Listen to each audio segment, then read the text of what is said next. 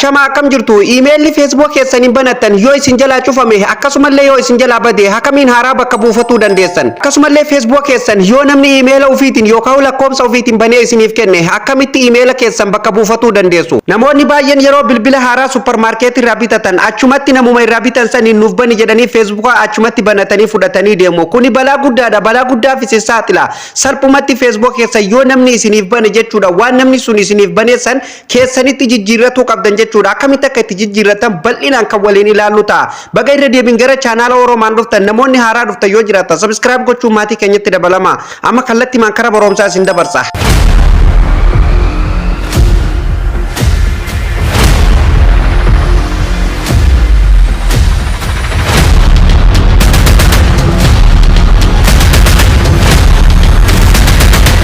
Maamiltoota keenya kabajamoo walitti deebinee jirra akkuma reef mata duree irraa isiniif tuquuf yaale Facebook keenya kan email ittiin bananne nu jalaa cufate yookaan nu jalaa gubate haala akkamiin haaraa bakka buufatuu dandeenya yoo namni nuuf banellee salphumatti akkamiin keenyatti jijjiirratuu dandeenya ka jedhuun isin barsiisa kana sirreeffatuuf jalqaba aappii Facebook keessa seennee bal'inaan kan waliin ilaalu ta'a aappiin Facebook isa kana yeroo tokko ofirratti cuqaasna sana booda haala kanaan Facebook keessan keessa eega seentanii gubbaa kanarratti tuqaan sadii yookaan muraan sadii ni jirti jechuudha yeroo tokko ofirratti kilik gootanii gara fuulduraa deemtu sana booda haala kanaan fuula kana qabatee isiniif dhufa Facebook ni mallattoo settingii gubbaa kanarratti ni argattu yoo asirratti hin arganne jechuudha Facebook ni tokko hin baasu jechuudha mallattoo settingii gubbaa kanatti jala kanatti ol harkistanii jechuudha kan bilbilli nama hundaatu qabu setting and privacy ka jettu kanarratti yeroo tokkoof kilik gootanii gara fuulduraa deemtu jechuudha sana booda ammallee haala kanaan fuula kana qabatee isiniif dhufa setting ta jettu ni argattu yeroo tokko ofirratti cuqaastu jechuudha setting irratti sana booda haala kanaan fuula kana qabatee isiniif dhufa personal details ta jettu isima tokkoffaa kanarratti yeroo tokkoof kilik gootanii gara fuulduraa deemtu jechuudha sana booda haala kanaan maqaa Facebook keessaniitii fi profaayila Facebook keessanii qabatee isiniif dhufa jechuudha asirratti gadi buutanii jechuudha ammallee personal details ta jettu tanarratti yeroo tokkoof kilik gootu jechuudha sana booda haala kanaan fuula kana qabatee isiniif dhufa asirratti jechuudha isuma tokkoffaa kana fayyadamtu jechuudha hordoftoota kiyya contact info ka jedhu kana ni fayyadamtu yeroo tokkoof irratti cuqaastanii jechuudha yeroo isin contact info irratti cuqaastan jechuudha haala kanaan contact information jedhe haala kanaan isiniif dhufaa jechuudha kanaafuu mata duree contact information jedhu jalatti maal argattu jechuudha lakkoofsa Facebook keessaniin banamee fi akkasumallee email Facebook keessaniin banamee salphumatti asitti argattu jechuudha abbaan fedhellee yoo isinii bane email Facebook keessaniin baname isa kanaa jechuudha salphumatti argatuu dandeessanii jechuudha email Facebook keessaniin banamellee yoo abbaan fedhee isiniif bane jechuudha akkuma beekamu dhiyoon tana waadaa isinii galee ture email keenya akkamitti Facebook irratti bakka buufatuu dandeenya kan jedhu video itti aanu keessatti qabadde isinii dhufa akkuma jedhe kunoo waadaa keessan osoo hin digin qabadde isinii dhufeetiin jira jechuudha kanaafuu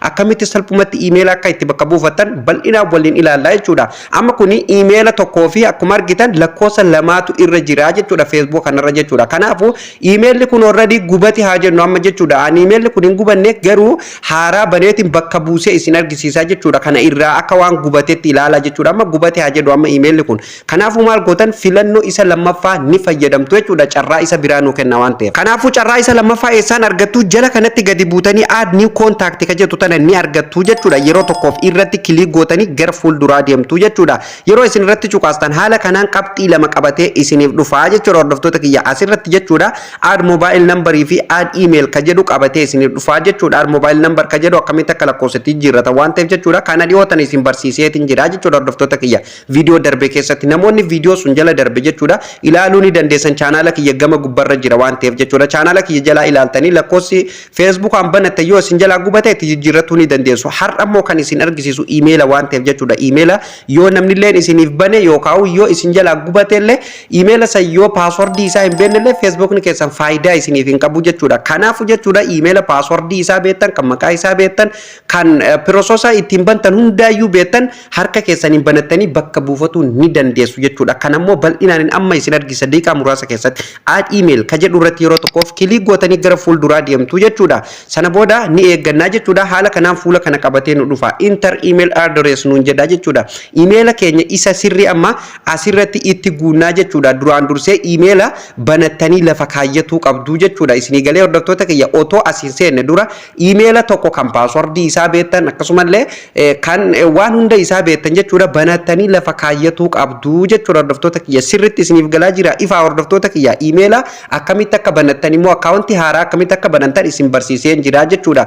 Namoonni hin beekne illee jechuudha description box jalaan isiniif kaa jechuudha. Video kana jalaan argattu linkii akkaataa emaila haaraa itti banata kan jedhu description box jalaan ni argattu jechuudha hordoftoota kiyya. Yookaan video template nam screen irratti isin argisiisu kun irra jiru kana ilaalaatii banadhaa jechuudha akkaawuntii haaraa yookaan email haaraa jechuudha. Amma asirratti enter email address ka jedhu irratti email haaraa itti guutannaa jechuudha. Kanaafuu an amma email banadheetiin qopheeffadhee lafaa qaba waan ta'eef email kiyya jechuudha ittiin guutaa jechuudha. Kun amma haala isin argitan kanaan itti guutaatiin jira jechuudha hordoftoota kiyya. Haala kanaan eega itti guutanii xumurtanii jechuudha. Kun an amma akkuma isin argitan kana itti guutee xumureetiin jira jechuudha hordoftoota kiyya.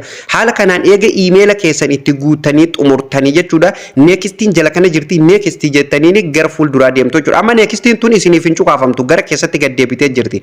Kanaafuu maal gootan suuta jettanii akkanatti ol harkistanii jechuudha. Facebook keessanii wal qabsiisuu qabdanii jechuudha. Confirm wal irratti waan hin ta'iniif jechuudha. Nextiin tun nuuf hin cuqaafamtu jechuudha. Maqaan Facebook keessanii jala jira. Fuulduratti geengootu jira. Geengoo kanarratti yeroo isin raayitii gootan haala kanaan nextiin amma ol baatee nutti mul'atti jechuudha. Kanaafuu maal goona nextii tana cuqaasnee gara fuulduraa deemnaa jechuudha. Itti guutee waan jiruuf jechuudha nextiin godha. Sana booda haala kanaan mata duree kana qabatee isinii dhufa. Enter your confirmation code nuun jedhaa jechuudha. Amma asirratti jechuudha koodii gara email keenyatti akka nu erge nutti himaa jira jechuudha. Bal'ina isaa jala kanatti illee dubbistanii adda baafatuu ni dandeessu jechuudha. Kun asirratti we sent an email with your confirmation code to jedhee jechuudha. Maqaa email keenya fuulduratti nuuf kaahee jira jechuudha. Koodii gara email kan keetitti siif erginee jira nuun jedha jechuudha hordoftoota kiyya. Kanaafuu maal gootan jechuudha enter confirmation code bakka jedhu kanarratti koodii email amma asirratti guutan kanarraa dhattanii jechuudha. Koodii ni fudhattu jechuudha. Nama guutumatti as keessaa baheetiin jechuudha bilbila keenya garaa gidduu tunneetuma kallattiin keessaa baanee email keenya keessa dhannee jechuudha. Email keenya keessaa koodii san fudhannaa jechuudha. Email keenya irratti haala kanaan koodii nuuf ergaa jechuudha. Confirm email jedhee jechuudha. Haala kanaan nuuf ergaa jechuudha. Kunoo maqaa email keenya asitti nuuf kaa'ee jechuudha. Jalatti immoo haala kanaan jechuudha hordoftoota kiyya koodii dijiitii 6 asitti nuuf kennee jira jechuudha. Kanaafuu maal gootanii sakandii takka quba keessaniin gadi qabdanii jechuudha. Koppii godhattuu jechuudha. Sana booda Facebook keenya keessatti deebinaa jechuudha. Bakka reefutti deebinaa jechuudha. Enter confirmation code bakka jedhutti jechuudha. Koodii amma achirraa koppii godhanne san jechuudha asitti ni guunaa jechuudha. Ani amma koodii san jechuudha asirratti paste godheetiin jira jechuudha. Haala kanaan koodii dijiitii 6 asitti guutattu jechuudha. Sana booda jala kanatti next ni jirti jechuudha. Kallatti maan next gootanii jechuudha gara fuulduraa deemtu jechuudha. Amma itti guutee waan hin jiruuf jechuudha next godhaa jechuudha. Sana booda haala kanaan isinii dhufa kana yoo barbaadan X gootanii yoo barbaadan jala kanatti kiloos ni jirti kiloos gootanii tuma irra darbitu jechuudha. Sana booda kallatti maan bakka reefuun tanatti nu deebisaa jechuudha. Reefu akkuma beekamu jechuudha lakkoofsa 2 fi email tokko irra jira. Amma mool email 2 fi lakkoofsa 2 irra jira waa 4 irra jira jechuudha. Haala kanaan email haaraa bakka buufannee jira jechuudha. Amma hordoftoota kiyya sirriitti adda baafadha amma asitti jechuudha. Namoonni baay'een bakka itti dogongoru bakka kana jechuudha. Facebook fakkeenyaaf yeroo bilbila tokko irraa bilbila tokkotti dabarfatan jechuudha. Email haaraallee bakka buufadeetiin jira. Garuu koodii naaf hin ergu email kiyya irratti koodii naaf hin ergu jettanii namoonni adda addaa ka gaafii gaafatanii jirtanii jechuudha. Sababni isaa irra deddeebiin dhiyootanallee gaafa lakkoofsa itti jijjiirrata sanillee isinitti himeetiin ture jechuudha. Kanallee dirqama koonfarmii walirra godhuu qabdanii jechuudha. Eeyyamuuf qabdanii jechuudha. Facebook kun yoo akka tasaa ta'e bilbilli kun na jalaa bade yookaan na jalaa gubate jechuudha. Bilbila birarratti hin dabarfadhaa jechuudha. So kanaaf achirratti akka koodii nuuf erguuf eeyyama kennuu qabdanii jechuudha. Eeyyama akkamitti akka itti kennitan immoo amma isin argisiisaa jechuudha hordoftoota kiyya kanallee jechuudha. Koonfarmii walirratti gootanii jechuudha akka inni koodii email haaraa kanarratti isiniif ergu godhuu qabdanii jechuudha. Mee osoo koonfarmii walirratti hin godhin hin duratti jechuudha. Email kana akkamitti akka irraa guban jechuudha. Amman isin argisiisaa jechuudha hordoftoota kiyya salphumatti akkamitti akka ofirraa itti gubuu dandeessan isin argisiisa. Amma kana bakka buufannee jira jechuudha hordoftoota kiyya. Eega kana bakka buufanne kan paaswordii isaa beennu kan maqaa isaa beennu email harka keenyan bananne bakka buufannee jira jechuudha. Inni gadii kun kan gubatee jechuudha. Kanaafuu an amma tokko irraan gubaa jechuudha. Isa duraan na jalaa cufame san jechuudha irraan gubaa jechuudha. Kanaafuu akkamitti akka irraa gubdan isin argisiisa. Yeroo tokko ofirratti kilik gootanii gara fuulduraa deemtan isa gubuu barbaaddan jechuudha. Sana booda haala kanaan fuula kana qabatee isiniif dhufaa jechuudha hordoftoota kiyya. Asirratti delete email ka jedhu ni argattu jechuudha. Kanaafuu maal gootu delete irraa gootu jechuudha. Yeroo tokko ofirratti cuqaastanii sana booda haala kanaan delete email isiniin jedhee question mark yookaan mallattoo gaafii fuuldura isiniif kaa irraa gubuu feetaan jedha. Eeyya jennaan jala kanatti gadi buunee delete itti tajattu ni argattu delete gootu jechuudha. Sana booda haala kanaan fuula kana qabatee isinii dhufa. Asirratti amma passwordii Facebook keessanii isin gaafata jechuudha. Hordoftoota kiyya passwordii Facebook keessanii osoo hin dogongorin itti guutuu jechuudha. Nama passwordii Facebook kiyya itti guutaatiin jira jechuudha. Kunoo itti guutee xumureetiin jira jechuudha. Hordoftoota kiyya haala kana nega passwordii itti guutanii xumurtanii passwordii kana dogongoraan itti guune jettanii yoo kan yaaddante jechuudha isinirraa hin fudhatu waan ta'eef yoo dogongoraan guutan mallattoon ijaa fuuldura jirti mallattoo ijaa tanarra cuqaastanii passwordiin akka isinitti mul'atu gootanii jechuudha. Sana booda jechuudha sirreeffattanii continue jettanii jechuudha. Nama itti guutee waan hin jiruuf continue jedhaan. Sana booda haala kanaan isinii dhufa amma irraa gubatee jira jechuudha. Emailli amma kun jechuudha already amma irraa gubatee jira jechuudha. Bakka kanatti yeroo isin deebisee x tana gootaniituma irraa of duuba deebitu jechuudha hordoftoota kiyya. Sana booda bakka reefutti nu deebisaa jechuudha. Kun amma haala argitan kanaan emaila tokkoo fi lakkoofsa lama qofatti nuuf deebi'ee jira jechuudha hordoftoota kiyya. Amma guutummaan guututtu jechuudha irraa gubeetiin jira jechuudha. Haala kanaan eega irraa gubdanii dhuma irratti emaila haaraama bakka buuftan kan akkamitti confirm gootanii eeyyama kennuuf dandeessan akka koodii emaila haararratti isiniif erguufi jechuudha. Mee garaagarummaa tokkoon isin argisiisa. Kanaan eeyyama kenneefi kanaan eeyyama hin kenniniif illee jechuudha isinin argisiisa jechuudha. Fakkeenyaaf inni gubbaa kun jechuudha hordoftoota kiyya kan diimaan jalatti barraa'e kun eeyyamni hin kennamne jechuudha. Irratti haa cuqaafnu yeroo tokkoof irratti cuqaafnaa jechuudha. Yeroo nu irratti cuqaafni jechuudha haala kanaan waa lama qabatee nuuf dhufaa jechuudha hordoftoota kiyya confirm email nuun jedha jalatti delete nuun jedha. Amma isa kanaan waliin qabsiifne hubadhaa. Tole kan wal qabsiisan illee uf duuba deebi'eetiin asumatti isin argisiisa. Isa kana amma kan barreeffamni diimaan jalan jirre kana irratti cuqaafnaa jechuudha yeroo tokkoof. Yeroo nu irratti cuqaasne jechuudha hordoftoota kiyya haala kanaan naa dhufaa jechuudha. Amma kun jechuudha reefuun tana kun kan waliin qabsiisin sun jechuudha confirm nuun jedha gubbarratti confirm email jedha. Kun waan tokko hin qabu jechuudha akka irraa gubu qofa na gaafata jechuudha. So kanaafuu maal goona eeyyama itti kenninaa jechuudha yeroo tokkoof irratti cuqaasna jechuudha email haaraama bakka buufanne san jechuudha. Yeroo nu irratti cuqaasne haala kanaan nu dhufaa jechuudha hordoftoota kiyya. Asirratti amma confirm email bakka jedhu kana ni cuqaastu jechuudha. Yeroo isin asirra cuqaastan kallattii maan emaila keessan irratti koodii isiniif ergaa jechuudha. Koodii sana achirraa fudhattaniituma asitti guutuu jechuudha. Nama confirm email ka jedhu irratti yeroo tokkoof click godheetiin jira jechuudha. Sana booda haala kanaan maqaa emaila keessanii ol baasee isinitti argisiisa jechuudha. Emaila kanarratti koodii siif erginaa jedha maqaa Facebook illee jalatti isiniif kaa'e. Maqaa Facebook fuulduratti geengootu jira. Geengoo kanarratti raayitii gootu. Sana booda asirratti gadi buutanii next ni jirti next cuqaastuu jechuudha hordoftoota kiyya Facebook keessanii fi emaila keessa wal qabsiisuu fi jechuudha. Sana booda haala kanaan fuula kana qabatee isinii dhufa. Enter your confirmation code nuun jedha jechuudha. Amma asirratti jechuudha koodii gara emailatti nuuf ergee waan jiruuf jechuudha.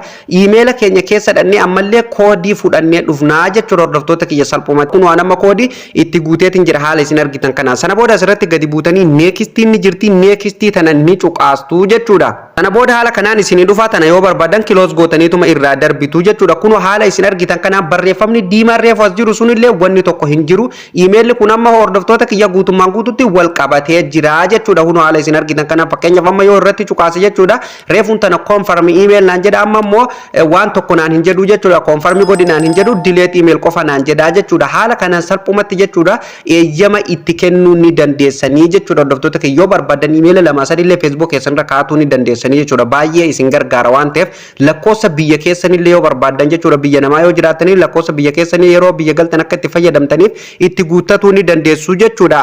Add new contact bakka jedhu irra cuqaastanii jechuudha. Sana booda jechuudha add mobile number bakka jedhu cuqaastanii jechuudha lakkoofsa haaraa kan biyya keessanii itti guuttatuu ni dandeessu jechuudha. Hordoftoota kiyya kana isin barsiisee jira akkuma fakkeenyatti isin argisiise jechuudha. Haala kanaan emaila kan namni isiniif banellee Facebook keessan emaila namaa balaa guddaa qaba. Haala kanaan ofirraa keessa baaftanii emaila keessan kan password beektan kan maqaa isaa beektan bakka buufatu ni dandeessaniin isiniin jedha hordoftoota kiyya. Maamiltoota kiyya kabajamoo ifa baroomsi kiyya isiniif ifa yoo ifa isiniif ta'uu baate komentii jalatti yaada keessan naaf barreessa. Egaan hordoftoota kiyya barnoonni irra isiniif qabadhee dhufellee jalqabaa kaafnee kan hangammatti waliin ilaalaa turre kana akka isinitti toluu fi akka warraa barattanillee abdii guutuun qaba. Marree isinillee viidiyoo kana ilaaltanii eega xumurtanii chaanaala dinqii dhugaaf dhugarratti hojjetu kana subscribe gochuun maatii keenyatti dabalamaa isiniin jenna. Namoonni chaanaala Oromaaniif haaraa taatan jechuudha. Akkasumallee viidiyoon dabalataa ofii isaatiin guyyaa guyyaan kontaktiin keenya akka isin dhaqqabduuf mallattoo notification irra kaa'uu hin dagatinaan isiniin jedha. Viidiyoon keenya yoo isinitti tole like godhaa hiriyoota keessaniif share waliif godhuu hin dagatinaa. Bakka isiniif hin galii yoo jiraate komentii jalatti naaf barreessaa. Barnoonni irraaf qabadde asumarratti xumurama.